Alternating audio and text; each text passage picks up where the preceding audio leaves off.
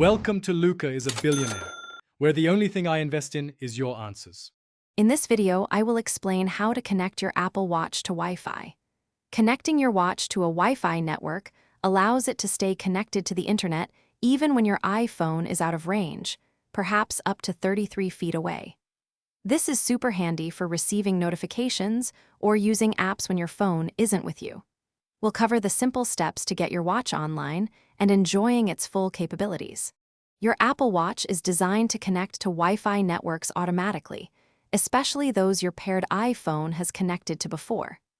This happens seamlessly when your iPhone is not nearby, typically beyond a 10-meter or 33-foot range.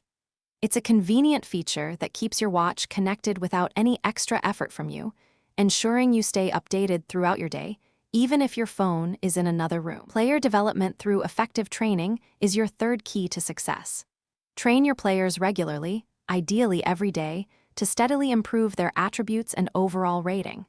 Prioritize training for your younger talents, as they gain skill points much faster than older players. Consider using training camps strategically. They offer a substantial boost, often increasing a player's rating by several points in a short period. Consistent development ensures your team remains competitive. If you're having trouble connecting, here are a few helpful tips. First, double-check that Wi-Fi is enabled in your watch's settings. Sometimes a simple restart of both your Apple Watch and your paired iPhone can resolve connection issues.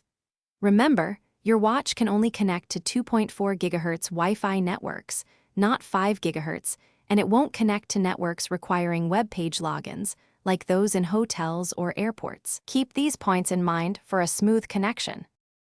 Thanks for watching and please subscribe. It's the best investment you'll ever make.